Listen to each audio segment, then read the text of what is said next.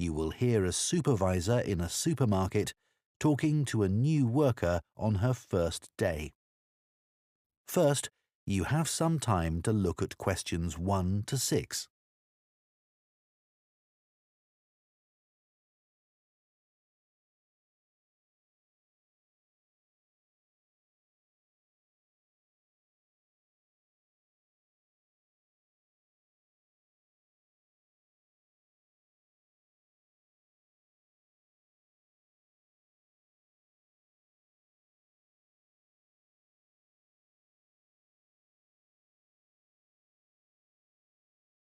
Now listen carefully and answer questions 1 to 6. Hello, Charlotte. I'm Caden, one of the supervisors. Welcome to the team. Hi, Aidan. It's Caden. I'm so sorry. Oh, don't worry. People often get my name wrong. They never know how to spell it. It's Kaeden, in case you ever need to write it. I'll try and remember. So, there are a few practical things you need to sort out this morning. Then I'll show you what you're going to do today. The email I received said to go to the front desk to show my letter of appointment and pick up my badge. You'll need that for the staff room and other areas of the supermarket where shoppers aren't allowed. So, after you've finished at the front desk, I'll take you to the staff room. Put your coat and rucksack in one of the lockers there. Take whichever one is free. Will I have a key? Yes, try not to lose it. At the end of the day, leave it in the door for the next person to use. Will do. You also need to go to the HR department to see Tiffany. She's really helpful. I was told to bring my passport with me.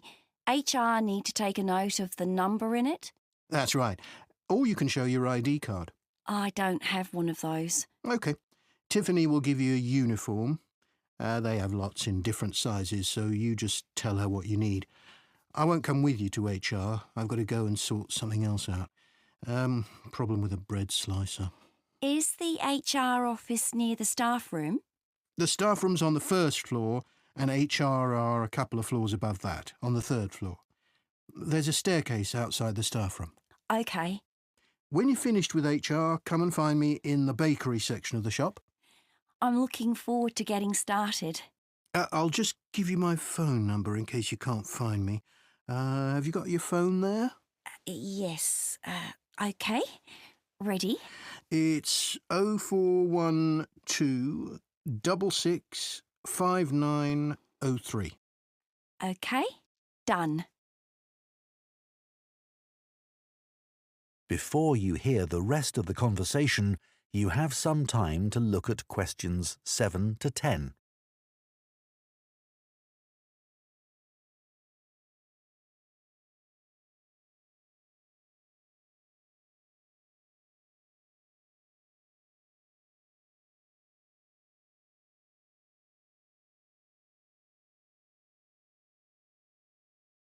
Now listen and answer questions 7 to 10.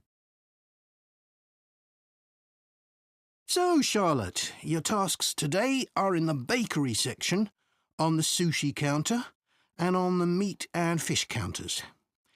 The first job is to check sell-by dates on the bread and cakes. If any of the dates are today's, put a new price label on the packaging. What if any of the labels are yesterday's dates or older? Do I throw those items away? Yes, but that shouldn't happen. We check the stock every day. When something needs a new price label, put a yellow one on the package, next to the original price. OK. After that, you'll go to the sushi takeaway counter. Will I be preparing boxes of food? For today, you'll just be helping the staff. Yes, of course. You'll see lots of flat cardboard boxes at one end of the counter. Beneath those is where we keep the plastic boxes. We run out of those really quickly, so you should bring more from the storeroom. Is that my only task on the sushi counter? No, you also need to clean the area where they prepare the dishes.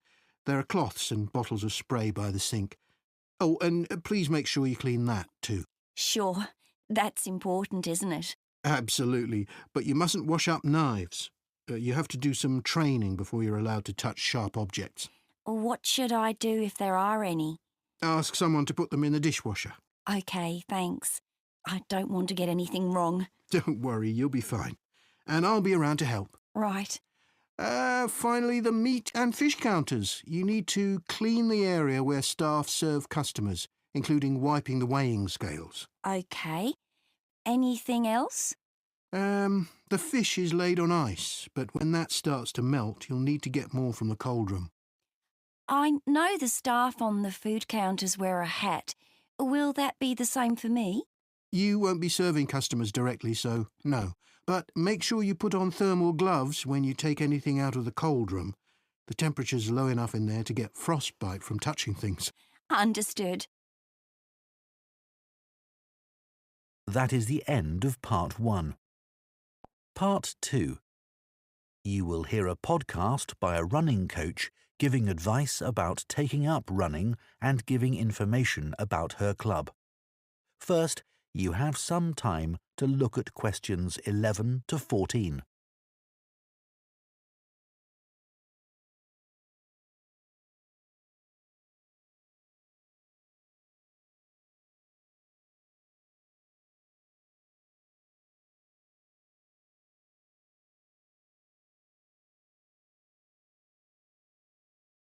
Now listen carefully and answer questions 11 to 14. My name's Liz Fuller and I'm a running coach with Compton Park Runners Club. Welcome to my podcast. If you're thinking about taking up running, I'm here to help. There are many training programs available online which aim to help people build up to running 5 kilometres. Some of them are great, and thousands of people of all ages are taking part in 5-kilometre races across the country as a result. People like them because they're easy to follow and don't push them too hard. However, they don't work for everyone, especially if you suffer from something like a heart condition or asthma, because they're aimed at people with average fitness and running ability. Another thing is that everyone is different, and if you have any specific questions related to your needs, there's no one to provide any answers. I have a couple of simple tips I always give to new runners. I expect you've been told to run very slowly until your fitness increases. Well, I find that can prevent progress. You should run at a speed that feels comfortable, but time yourself and try to run a bit faster each time. Listening to music can be very helpful. It takes your mind off things and helps your body get into a rhythm. I'd say that is better than running with a friend, especially as most people are competitive, and that's not what you want when you're just starting. I don't think the time of day is especially important. Some people are better in the evening, while others are morning people. But you need to be consistent, so aim to train regularly. Twice a week is enough to begin with. Before you hear the rest of the podcast, you have some time to look at questions 15 to 20.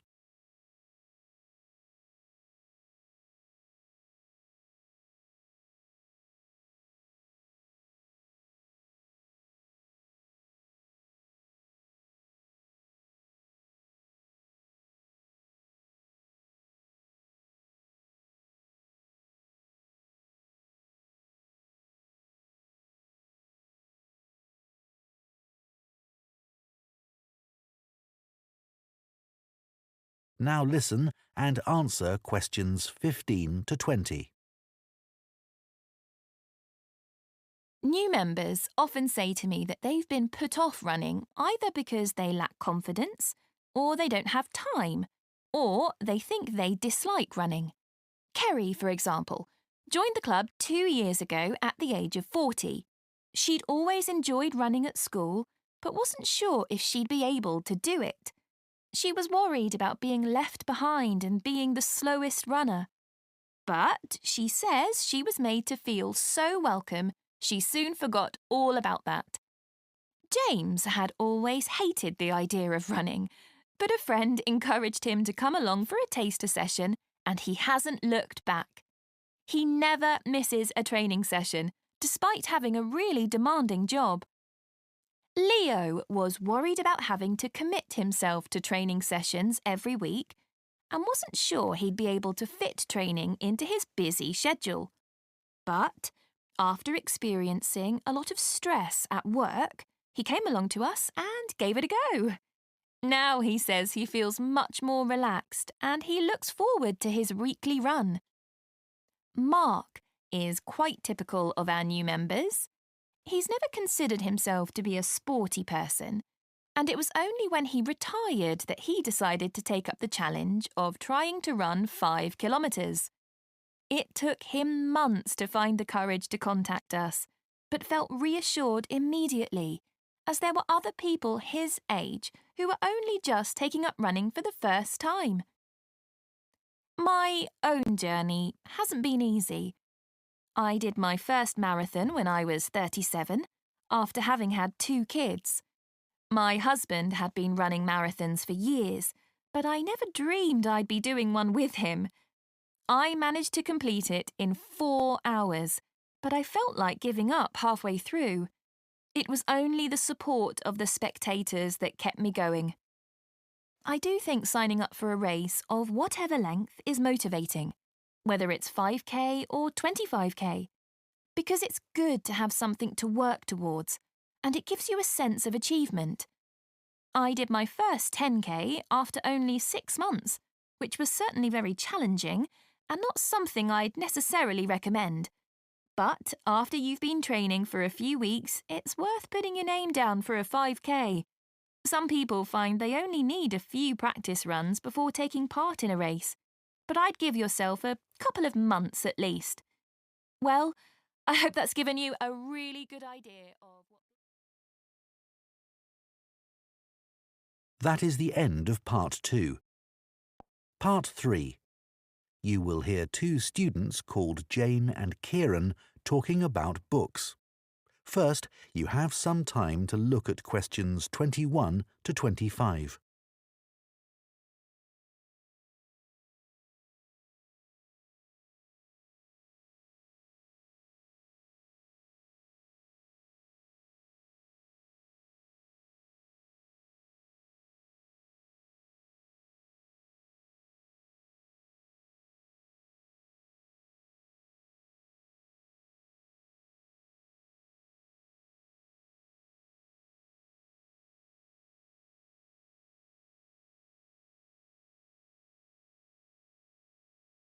Now listen carefully and answer questions 21 to 25. So, Jane, you'll be off to Denmark soon to do your work placement. Yes, I'm really looking forward to it. And I've just started packing up all my books to put in storage. Well, I hope they don't get spoilt. It's okay. My grandfather works in a bookshop, and he told me how to pack them. Oh, that's helpful. He says you have to support the spine, otherwise the paper can come away from the cover. Yeah, that's obvious. He also told me to pack them flat in the box, not on their side. Again, because they can bend, and if you leave them like that for, say, a year, it's quite hard to get them back to their normal shape. Well, it's pretty clear that ruins them.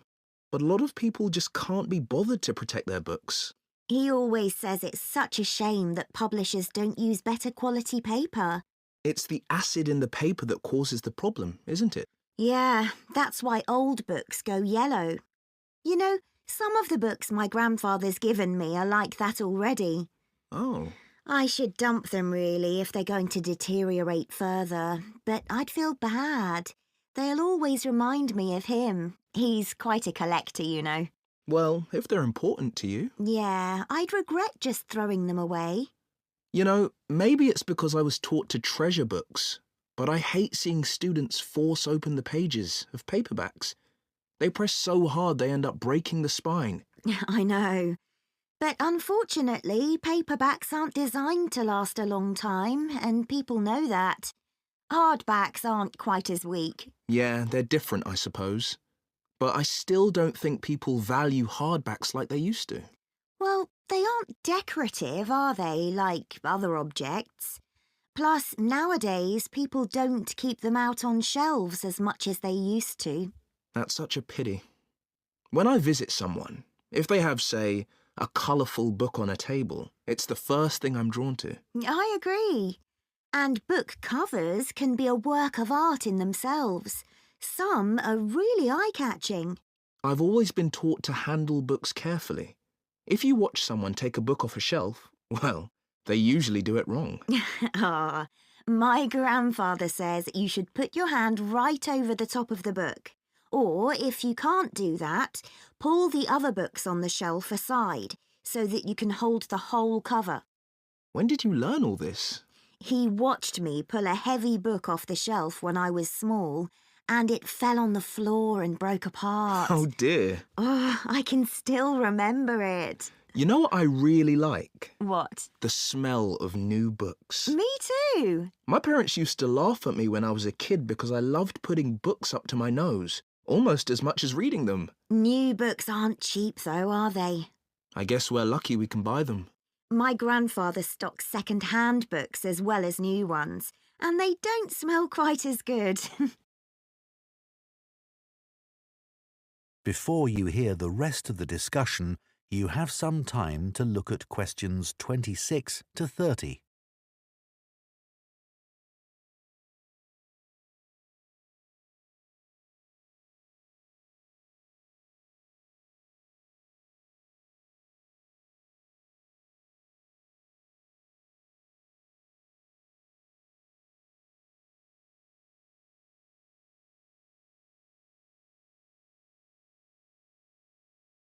Now listen and answer questions 26 to 30. I'd love to have a bookshop like your grandfather. What's it like? Well, it's quite big. It's got 2 floors and an attic, and he stocks all kinds of books, really. I guess he treasures things like first editions and other rare books. Yeah, you might think he'd keep those in the attic or somewhere. So they'd be hidden. Yeah, but he likes people to know that he has them. So he puts them out in the shop, but makes sure you need a ladder to get them. Right, that would prevent any thefts. Uh-huh. Does he stock books for children? He does. He particularly likes to encourage kids to read. He always says that he used to sit under the stairs as a child with a pile of books and read them all. Is that where he keeps them then? Not exactly. He's got a dedicated area on the ground floor with cushions so that parents can enter with their toddlers, go there and spend some time reading to them. Oh, cool. And then there's a place for pushchairs by the front door and a cafe if anyone needs refreshments. That's good to know. As I said, it's a big shop and there's a storage area out the back as well. Oh, what does he keep there? Books he wants to throw away? He hardly ever throws anything away. He just leaves unwanted books by the front door for customers to take. Well, that's very nice. Yeah. And books people or institutions have requested, they all go at the far end. Oh, He thinks it's best to keep these out of the main shopping area as they're boxed and new. did you get your course books from him? Naturally. He stocks books for a lot of the colleges. He used to keep these books on the first floor, but now there's a new university in my hometown. He's moved them downstairs to attract the students. They're actually part of the coffee shop, on low shelves all around it. Pretty central then. You'll have to take me there sometime. That is the end of Part 3. Part 4. You will hear part of an environmental studies lecture on tree planting. First, you have some time to look at questions 31 to 40.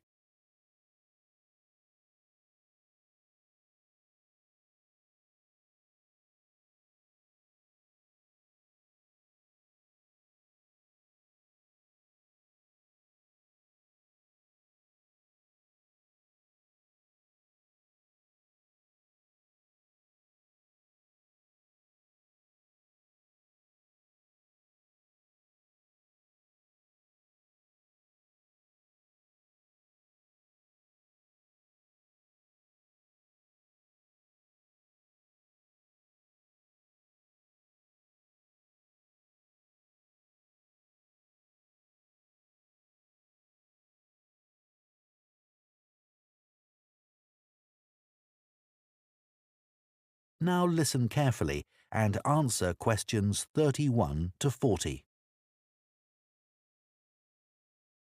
Tree planting now dominates political and popular agendas and is often presented as an easy answer to the climate crisis, as well as a way for business corporations to offset their carbon emissions. But unfortunately, tree planting isn't as straightforward as some people think. When the wrong trees are planted in the wrong place, it can do considerably more damage than good, failing to help either people or the environment. Reforestation projects are currently being undertaken on a huge scale in many countries, and it's crucial that the right trees are selected. A mix of species should always be planted, typical of the local natural forest ecosystem and including rare and endangered species, in order to create a rich ecosystem.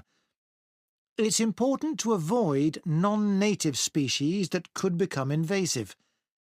Invasive species are a significant contributor to the current global biodiversity crisis and are often in competition with native species and may threaten their long-term survival.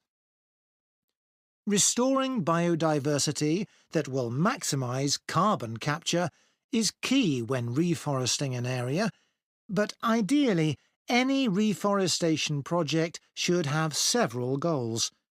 These could include selecting trees that can contribute to wildlife conservation, improve the availability of food for the local community, and maintain the stability of soil systems. Meeting as many of these goals as possible, whilst doing no harm to local communities, native ecosystems, and vulnerable species, is the sign of a highly successful tree planting scheme. To ensure the survival and resilience of a planted forest, it's vital to use tree seeds with appropriate levels of genetic diversity, the amount of genetic variation found within a species essential for their survival. Using seeds with low genetic diversity generally lowers the resilience of restored forests, which can make them vulnerable to disease and unable to adapt to climate change. Choosing the right location for reforestation projects is as important as choosing the right trees. Ultimately, the best area for planting trees would be informally forested areas that are in poor condition. It's better to avoid non-forested landscapes such as natural grasslands, savannas or wetlands, as these ecosystems already contribute greatly to capturing carbon. It would also be advantageous to choose an area where trees could provide other benefits, such as recreational spaces. Reforesting areas which are currently exploited for agriculture should be avoided, as this often leads to other areas being deforested.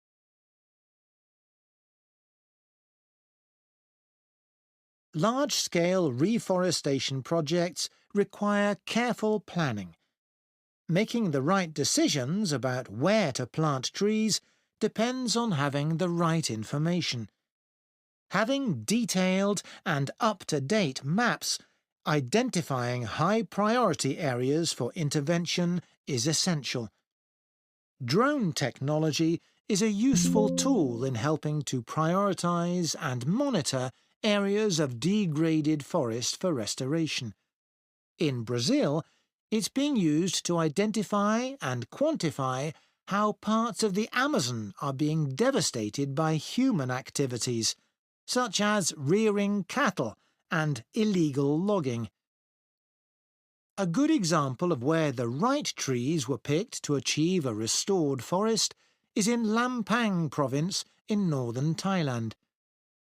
A previously forested site which had been degraded through mining was reforested by a cement company, together with Chiang Mai University.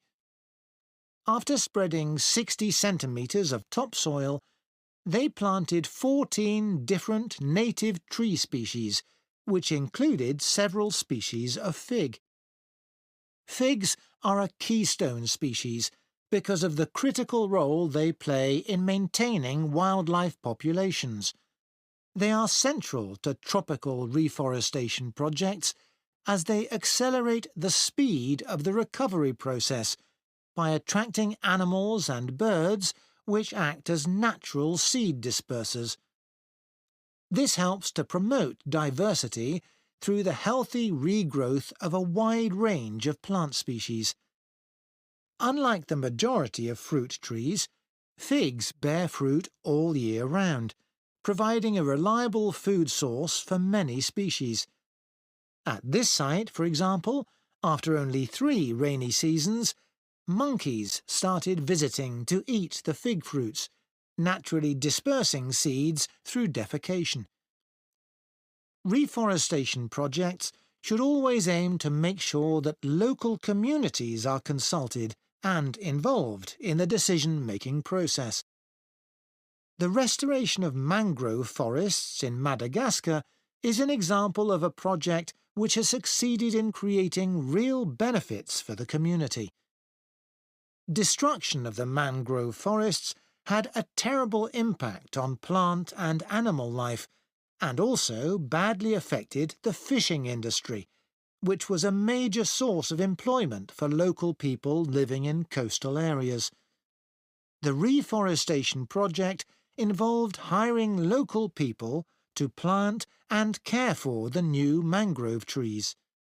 Millions of mangrove trees have now been planted, which has resulted in the return of a healthy aquatic ecosystem. The mangroves also act as a defence against the increased threat of flooding caused by climate change. What's more, the local economy is more stable, and thousands more Madagascans are now able to send their children to school. One other important point to consider. That is the end of part 4.